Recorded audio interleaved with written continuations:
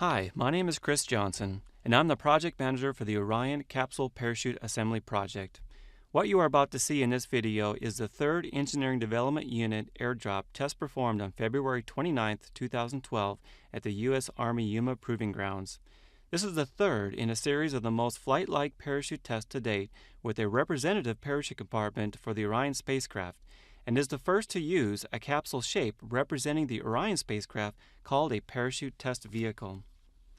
This particular test examined how the wake from the Orion spacecraft would affect the performance of the parachute system. The wake is the disturbance of the airflow behind the vehicle. Parachutes optimally perform in smooth air that allows the proper lift. A wake of choppy air can reduce the parachute inflation performance. This test will be the first conducted with a representative Orion crew module wake in consideration using the full-size vehicle and complete system. The test hardware was extracted from a C-17 aircraft supported by the U.S. Air Force at an altitude of 20,000 feet above the U.S. Army Yuma Proving Grounds. The sequence is followed by a separation of the parachute test vehicle from the pallet. Programmer parachutes are deployed, which set up the right conditions to begin the spacecraft parachute deployment. The Orion spacecraft drogue parachutes are then deployed between 15,000 and 20,000 feet. This is followed by the pilot parachutes, which then deploy the main landing parachutes. There were 17 parachutes deployed during this test. 9 were test technique related, and 8 were Orion system parachutes.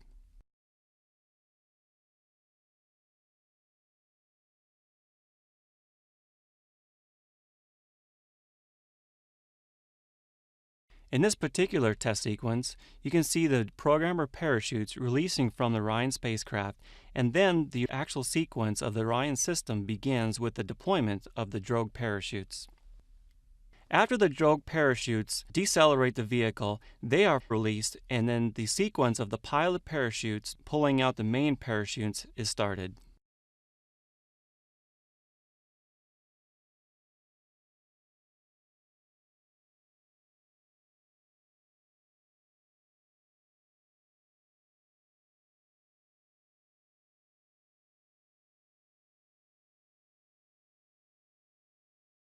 Here again shows a snapshot of the drogue parachutes being released, followed by the pilot parachutes being deployed. When they inflate, they then pull out the main parachutes from the spacecraft, which begins the main parachute inflation sequence.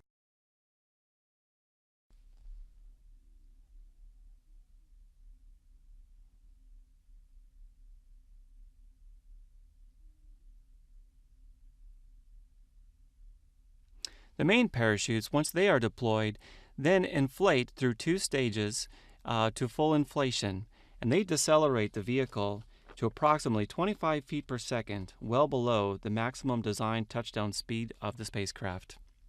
We also recover the pallet hardware, which then we reuse for subsequent testing. The testing is accomplished by a team of disciplined experts in parachute hardware, systems integration, simulation, and modeling, testing and operations, and safety and quality. Their contribution to the development testing is instrumental in paving the way for final production of flight units for the MPCV Orion crew module.